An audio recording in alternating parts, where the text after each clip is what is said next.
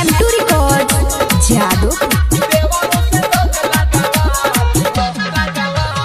DJ Manish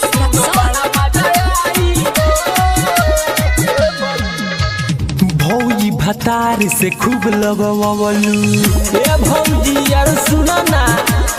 भौजी भतार से खूब लगवलू कब देवरा लगाई हो भौजी भतार से खूब लगवलू कब देवरा लगाई हो तनी देवरो से रंग लगवाली हो सुनो बड़ा मजा आई हो तनी देवरो से रंग लगवाली हो सुनो बड़ा मजा आई हो भौजी भतार से खूब लगवलू कब देवरा लगाई हो भौजी भतार से खूब लगवलू कब देवरा लगाई हो तनी देवरो से रंग लगवाली हो सुनो बड़ा मजा आई हो तनी देवरो से रंग लगवाली हो सुनो बड़ा मजा आई हो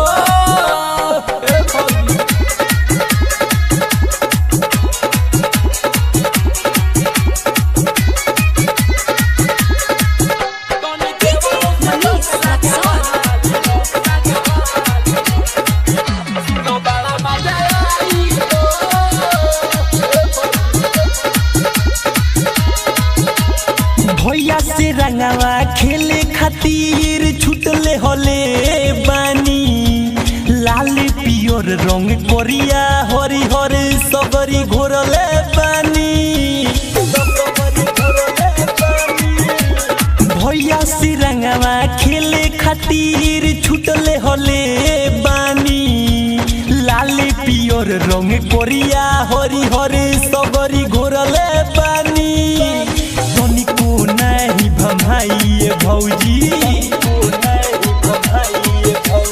तनिको नहीं भमाइए भौजी भीतरी ले जाई हो तनिको नहीं भमाइए भौजी भीतरी ले जाई हो तनी देवरो से रंग लगवाली हो सुनो बड़ा मजा आई हो तनी देवरो से रंग लगवाली हो सुनो बड़ा मजा आई हो M2 Records जादूपुर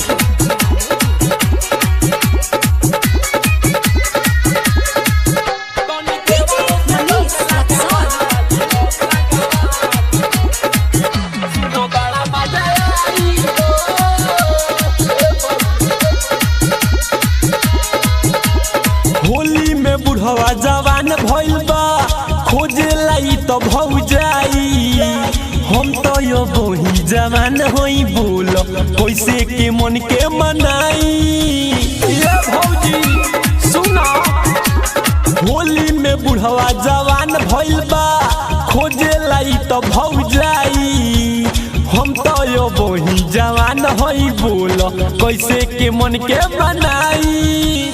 अमित विक्रम पी के बमातो अमित वकील पी के बमातल तोहे टांग ले जाई हो अमित विक्रम पी के बमातल तोहे टांग ले जाई हो तनी देवरो से रंग लगवाली हो सुनो बड़ा मजा आई हो।